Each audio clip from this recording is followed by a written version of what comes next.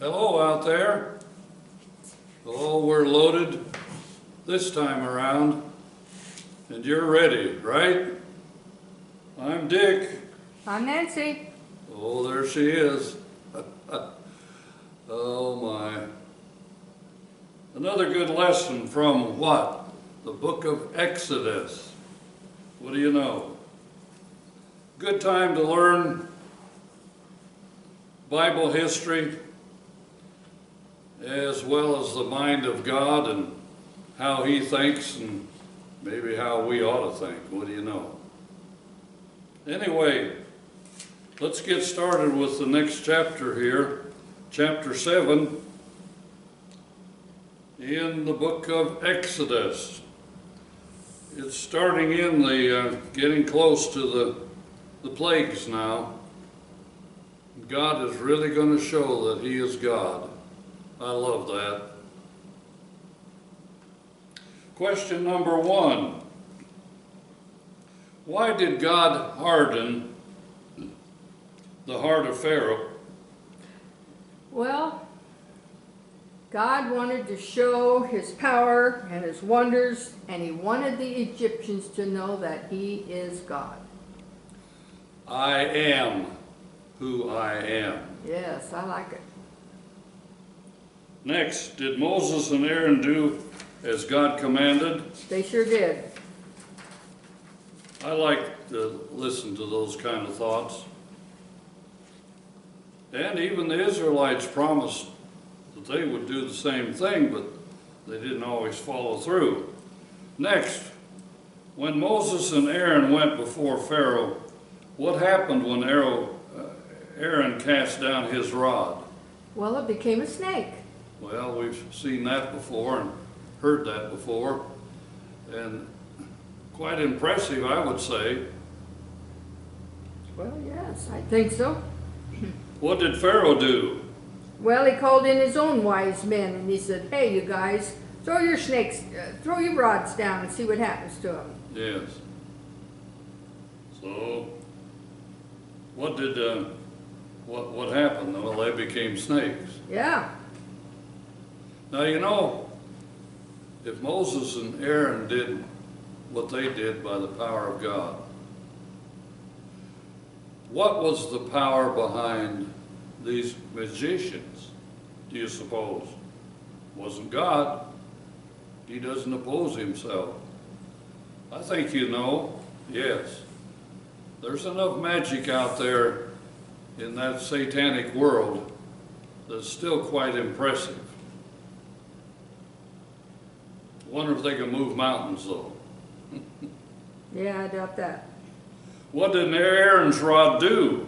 Well, it swallowed up their rods. Ooh, indigestion plus. Became a big snake, big rod. Yeah. Did Pharaoh refuse to let Israel go? Yep, he did. Yeah. Now, Pharaoh was going to respect Moses and Aaron. In verse 1, God said, "I have made thee a god to Pharaoh, and Aaron's a prophet." So God's going to come out on top, and so is Moses and Aaron, but it's just like life today. It doesn't come in a hurry. What was the first plague that was sent upon Egypt? No, it was a bad one. It turned all the waters and the rivers of Egypt into blood. Yeah. You know, when you can't drink, that should mean something. And I understand it lasted 7 days, so somebody was thirsty. I think so. Did the magicians do the same? Yeah, they did. Yeah. It's amazing. Did Pharaoh harden his heart? Oh, did he? Yep. Now in verse 4 and 5, it lets us know why God helped Pharaoh's disposition here. Because he wanted to prove that he was God. And it's too bad that God has to do that. But in all of our American ways that we've been experiencing, we have certainly prayed that God would show that He is God even in our time.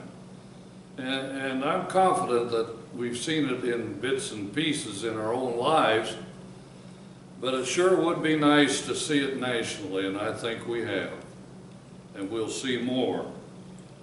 Anyway, we're coming to the end of this 7th chapter. How long did this plague of blood last? 7 whole days. 7 whole days. Now it says the people dug down along the river hoping that it would sift through and purify itself by the time it got to that hole. And we've done some of that ourselves. But no, you don't work your way around God. This lasted for 7 days, and I'm sure people were impressed. Now I'm impressed by just reading it. Me too, because you couldn't even cook. That's a cook for you. Couldn't bake an apple pie either, could you? Anyway, that's the end of chapter 7, so thank you for listening. We'll be back again, and we're going to learn some things that kind of are exciting, and I think you're going to appreciate it. So goodbye for now.